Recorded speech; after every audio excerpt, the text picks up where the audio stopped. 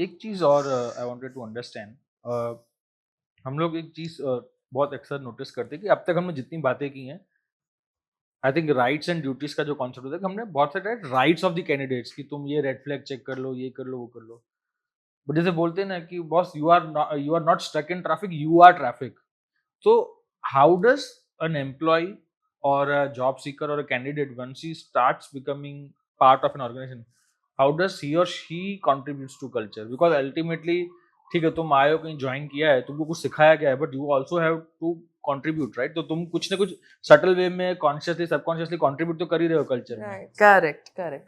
So typically in my induction programs, this is यही मैं बताती हूँ सबको। सबसे पहले तो टीम प्लेयर बनो, ठीक है, very clichéd term, team player बनना, पर कैसे बनना? तो आई ऑलवेज सपोज हमारा सेटअप है रिमोट वर्क हो या हाइब्रिड वर्क हो, तो आपका लैपटॉप क्रैश हो रहा है, आपका वाईफाई बंद हो रहा है, राइट, और शाम को ही आपका डिलीवरेबल है, ठीक है, तो इस सिचुएशन को आप कैसे हैंडल करोगे?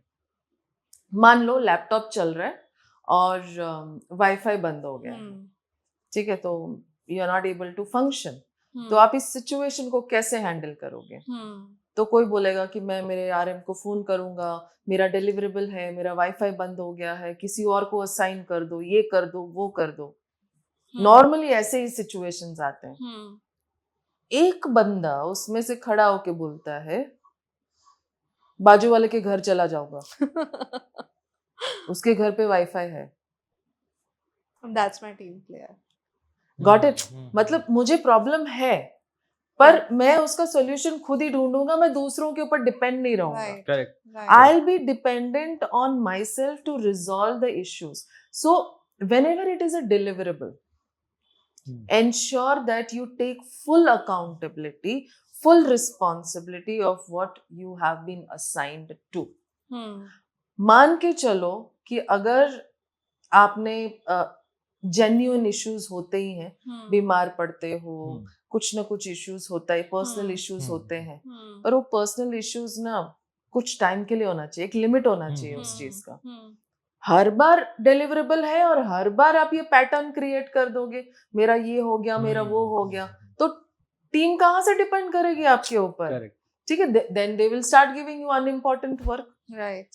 करेक्ट और not? They will start giving you unimportant work and then you will say कि मेरा काम तो कुछ दिखता ही नहीं है, मेरी लर्निंग नहीं हो रही है, मेरी लर्निंग नहीं हो रही है, एग्जैक्टली, पार्शियलिटी हो रही है, पार्शियलिटी हो रही है। करेक्ट। बट आपने तो अपना इमेज ही ऐसा बना दिया, ठीक है। दूसरी इंपॉर्टेंट चीज जो मैं उनको बताती हूँ वो है कि गलतियां करो, बट एक्सेप्ट करो।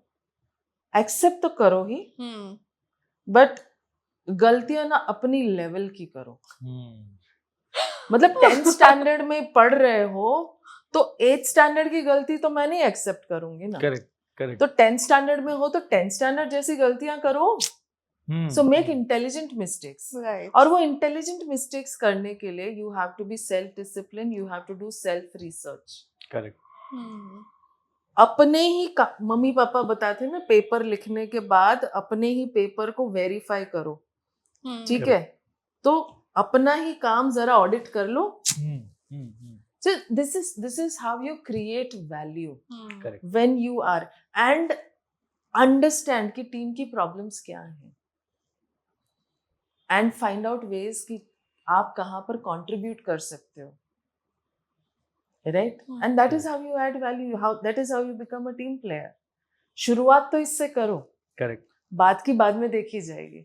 आई थिंक वही होता है कि फ्रॉम एन एम्प्लॉय पर्सपेक्टिव ये चाहिए, but what can I add to the table and what do I bring to the table, वो मैं कभी मेजर नहीं करता हूँ। Exactly. मैं हमेशा बोलता हूँ कि फ्राइडे को पिज्जा पार्टी चाहिए, वो तो चाहिए, लेकिन तुम ये सोचो कि अगर मैं काम नहीं करूंगा तो कंपनी में पैसा नहीं होगा फ्राइडे को पिज्जा मंगाने के लिए। सही बात है। That is a good concept. You are giving a reason, you are giving a purpose.